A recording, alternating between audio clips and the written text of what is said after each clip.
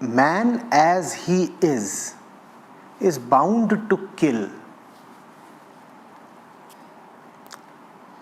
Killing is necessarily associated with the human form. That's how we are, and that's why the saints loathed the human form. They didn't say that it's a great joy to be born as a human body. They said, please, we do not want to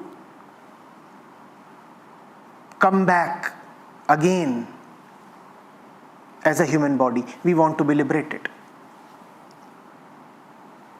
Because to be human is to be violent. Now that's a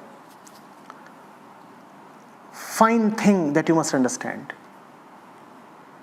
To be lion does not mean that you are violent.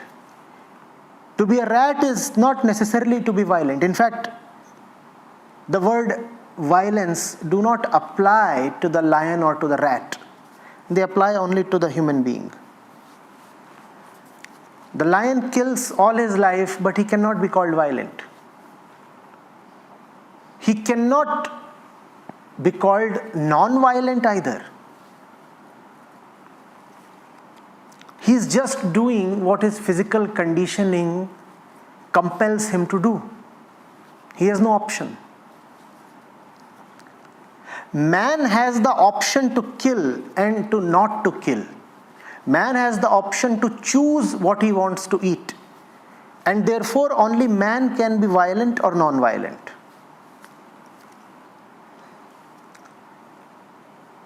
The most fearsome carnivore is not violent at all.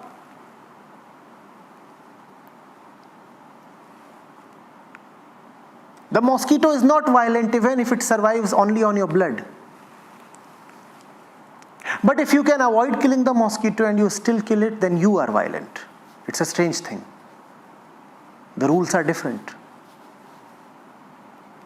The rule that applies to mosquito does not apply to you, because the mosquito, owing to its form, does not have a consciousness crying for liberation. No mosquito is crying for liberation. No rat, neither the elephant nor the lion are eager to get liberated. It's only the human form that seeks liberation. It is the human form that has a choosing consciousness. The word consciousness itself implies choice. If you are someone who can eat even a human being, it only proves that your circle of empathy is very, very small. You can eat even a human being. Even human beings lie outside your circle of empathy. So your circle is very small. And if your circle is small, what does it prove about the intensity of your self-love? It has very little intensity. Therefore, the circle that it created was very small. If you can eat a human being, it means you do not love yourself at all. If you do not love yourself at all, there is no possibility of liberation. You are a very violent person. If there is no possibility of liberation at all for you, then you are a very violent person. That is violence. To make a choice that will not lead to liberation, that is violence.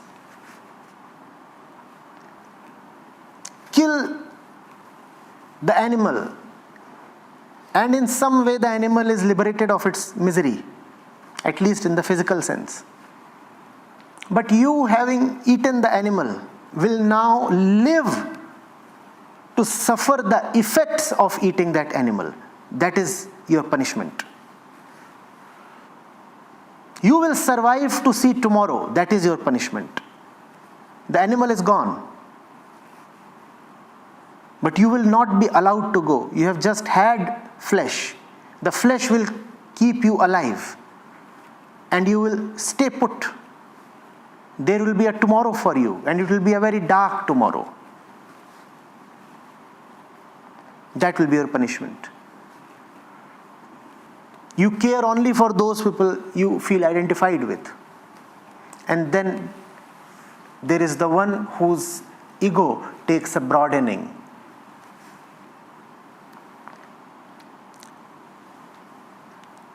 This person, this consciousness, identifies with a bigger set of people. And then there is the one who has an even more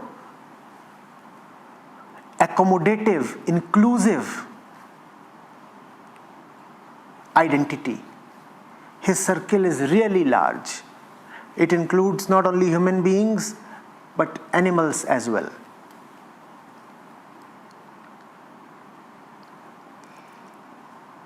Obviously, the wider your ego identity is, the greater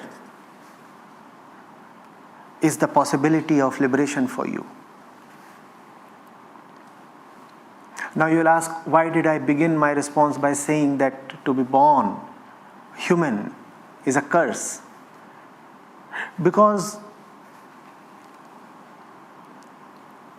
some kind of violence becomes unavoidable when you are a human being. That is why the saints have said that final liberation will come only after you are physically gone as well.